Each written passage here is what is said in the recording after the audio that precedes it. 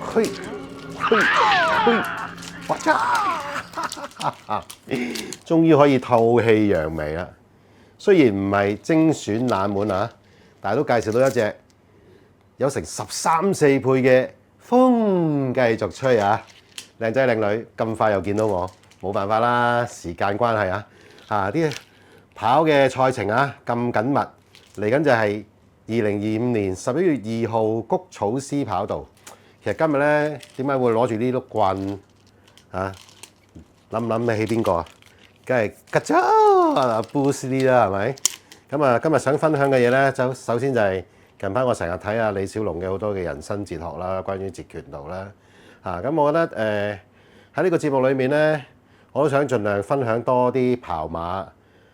希望就係話將來啦，你哋自己都可以成為一個好獨特嘅跑馬人啦，係嘛？咁啊，李小龍就講過 Good teacher is never a giver of truth。大家聽唔聽得明呢啲 English 啊？即係大概意思就係一個好嘅先生咧，就其實係永遠唔會話俾你知個真相嘅，即係只係一個指引。希望有個方法等你哋自己去尋找真正適合你哋自己嘅答案。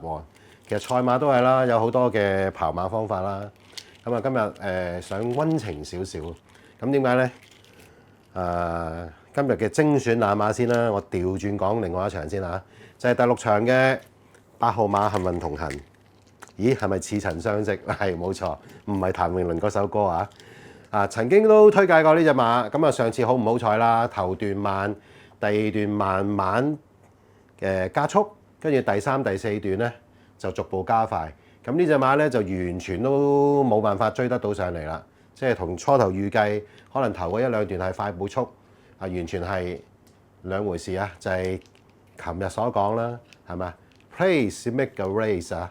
但係今次咧我就睇到，咦好多放頭馬喎，跑快活谷之餘，仲有呢個騎師應該係鍥而不捨定契而不捨咁繼續都係艾杜拿。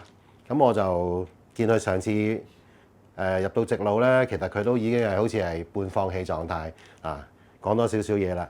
有陣時輸馬都要輸得叻啲，係咪？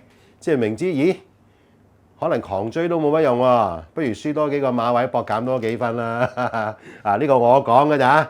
咁自己去揾答案啊！咁另外一 part 係啲咩咧？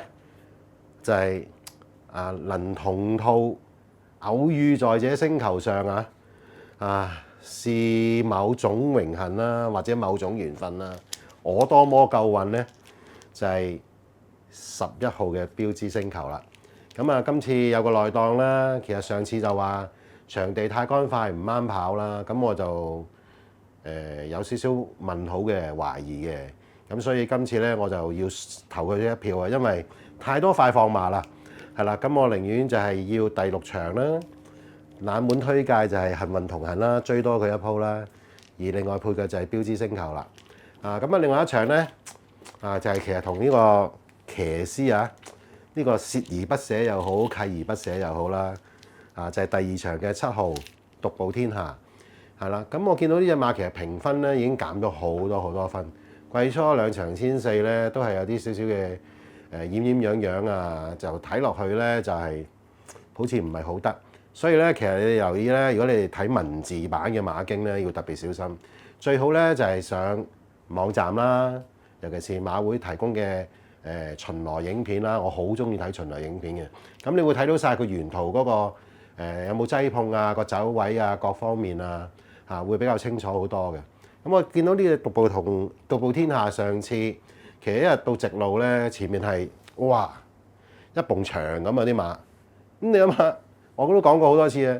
如果你係隻馬前面有咁多馬喺度，你打邊都冇用嘅，唔會傻噶嘛隻馬，自己衝埋去撞人哋對後蹄撞人哋個囉柚唔會噶嘛，係咪？咁我發覺佢就係今次個報名好特別其實早1個禮拜前咧。佢已經係轉跑快活谷千二嘅報咗名，不過即係無緣出賽啦，變咗後備啦，所以今次咧繼續都係何澤堯，繼續都係寧願縮程跑快活谷，今次仲係日馬添咁我覺得係充滿冷味嘅。雖然10檔同場都有唔少快馬，佢可能會稍微留一留啊，因為始終隻馬大咗歲啦嚇。咁啊呢隻其實我都想成為今日嘅推介冷門之一，不過我想揀咗幸運同人先。咁另外一匹咧就係9號嘅飛躍成就，可能有機會係熱門之一啦。咁啊，其實佢好早咧，早一季咧，我睇翻啲記錄咧，其實一早已經喺快活谷試過閘㗎啦。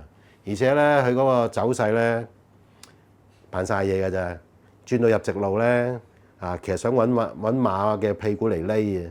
咁匿下隻馬自己都想抽出去外檔，咁啊黃寶嚟就順勢喺個外檔度都係撳住韁，咁啊2步就已經差唔多到終點啊！嗰個走勢其實睇翻佢喺快活谷嘅適應性應該好高嘅，係啦。咁啊今次咧希望呢4匹都可以有冷門嘅好賽績啦，就好似啱啱琴日嘅風繼續吹咁啦，希望可以同大家幸運同行啊！